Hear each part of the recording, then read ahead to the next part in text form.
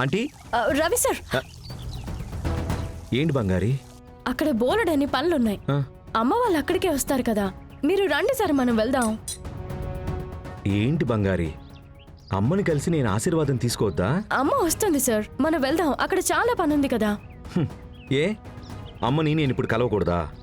లేదు సార్, అలా అనలేదు. మరేంటి? ఆంటీ, బంగారి వాళ్ళ మదర్ ఇక్కడ ఉన్నారని చెప్పారు కదా. అవును బాబు. అయ్యో, దొరికిపోయానే. మరి ఆంటీ ఏరి? నేను ఇక్కడే ఉన్నాను బాబు. ఆంటీ ఇక్కడేం చేస్తున్నారు ఆంటీ?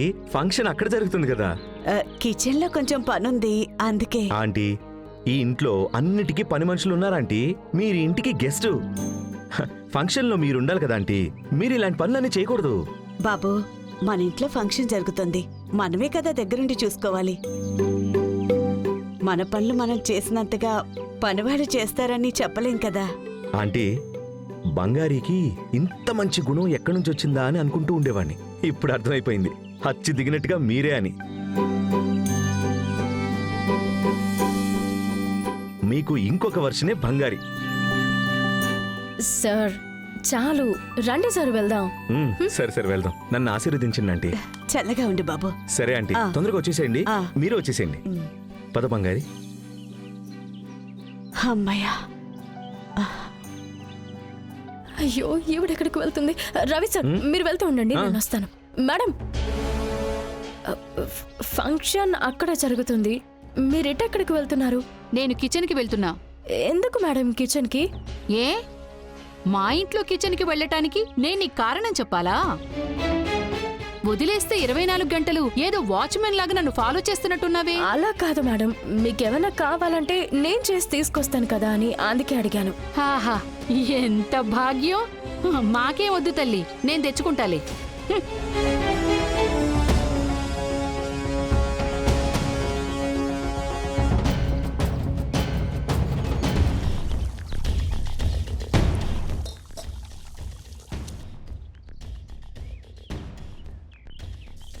ఏంటి,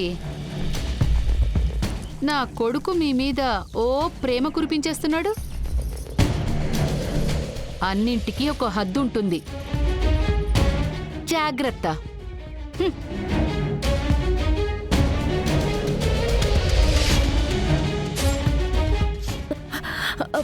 ఏంటమ్మా? ఆంటీ, అమ్మ ఎక్కడ? అమ్మ ఎందుకు ఇక్కడికి వచ్చింది?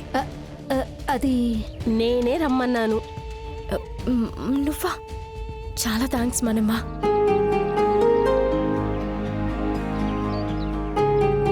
అమ్మా, నువ్వెక్కడే ఉండమ్మా. అలాగే బంగారి.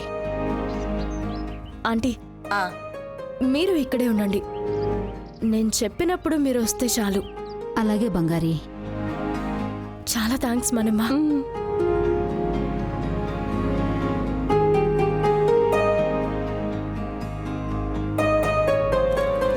ఓం క్షీరోదన్వత్ప్రదేశే శుచిమణి విలసత్ సైకతే మౌక్తికానాం మాలాకృతాసనస్తః స్ఫటికమణి భైర్మౌక్తికైర్మండితాంగః.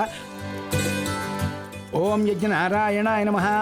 ఓం నమః సమస్తభూతానాం ఆదిభూతాయ భూపృతే సదైకరూపరూపాయ విష్ణవే ప్రభవిష్ణవే. సశంఖచక్రం సకిరీటకుండలం సపీతవస్త్రం సరసీరుహేక్షణం. మంగళగౌరీదేవతాభ్యో నమో నమః. మాంగళ్యగౌరీదేవతాభ్యో నమో నమః. కర్పూర పరిమళశోభిత మంగళ నీరాజనం. కుటుంబంలో ఉన్న పెద్దవాళ్ళందరూ మంగళసూత్రానికి హారతి ఇవ్వండి.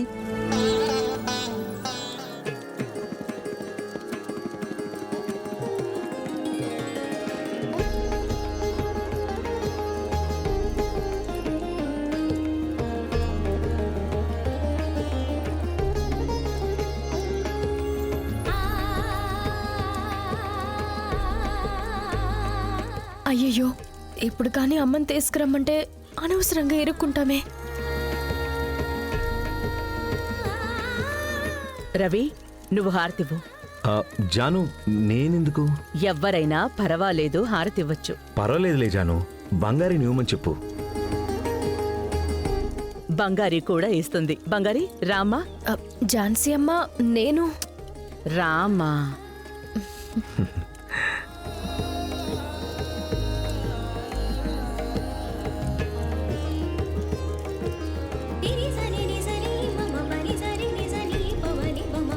ఆహా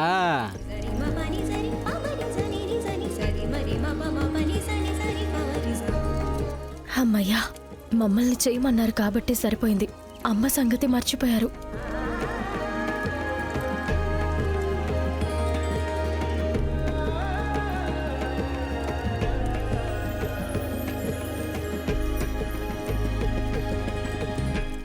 బంగారి అమ్మెక్కడా? ఝాన్సీ అమ్మ, మీ అమ్మ ఎక్కడా అని అడిగాను. అదే ఝాన్సీ అమ్మ, ఆవిడ వంటింట్లో పనిచేస్తున్నారు. ఏంటి బంగారి, ఇక్కడ పూజ జరుగుతూ ఉంటే ఆవిడ కిచెన్లో ఏం చేస్తున్నారు? ఆవిడ్ని నేనేమైనా ఇంటి పనులు చేయమని చెప్పానా? లేదు ఝాన్సీ అమ్మ, అదేదో ముఖ్యమైన పనని వెళ్లారు. అయిపోయి ఉంటుంది, ఇప్పుడే వచ్చేస్తారు. వెళ్ళమ్మా, వెళ్ళి పిలుచుకునిరా. ఆవిడనొచ్చి హారతి ఇవ్వమని చెప్పు. ఏంటత్తయ్య ఈ కొత్త అలవాటు? ఏంటి? మామూలుగా మన కుటుంబంలో ఉండేవాళ్లే కదా హారతిస్తాము. అదే కదా పద్ధతి. అవునమ్మా, ఇప్పుడు బంగారిని రమ్మన్నారు, పర్వాలేదు. ఇప్పుడు వాళ్ళ అమ్మని రమ్మంటున్నారు.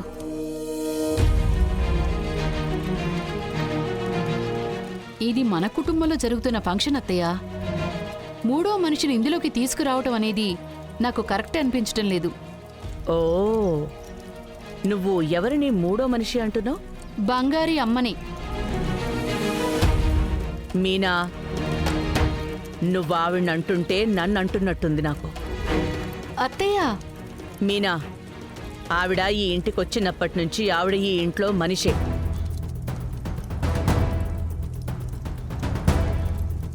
నా సొంత మనిషి అనుకుంటున్నాను. ఈ మాట నేను చాలాసార్లు చెప్పానా లేదా? మా ఎందుకమ్మా ఇలా మాట్లాడుతున్నావు? ఎందుకు వాళ్ళని ఎప్పుడు చూసినా అవాయిడ్ చేస్తూనే ఉన్నావు? తప్పమ్మా. వీడు వత్తాసు పలుకుతున్నాడా? విడ్డూరం. బంగారి, నువ్వెళ్ళి తీసుకునిరా. ఎవరు ఏం చేస్తారో నేను చూస్తాను. నువ్వెళ్ళి పిలుచుకురామ్మా. అది రవి సార్, ఏంటి బంగారి? కొంచెం ఇటు వస్తారా?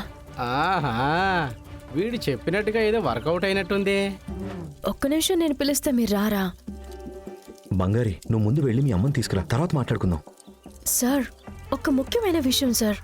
ఇప్పుడు నేను పిలిస్తే మీరు వస్తారా రారా? నువ్వు పిలిస్తే ఖచ్చితంగా వస్తాను. నువ్వు పిలవలే కానీ శ్మశానం వరకైనా వస్తాడు. అదే కదరా నిజం మావా. సరే పో కానివ్వండి. మ్మ్.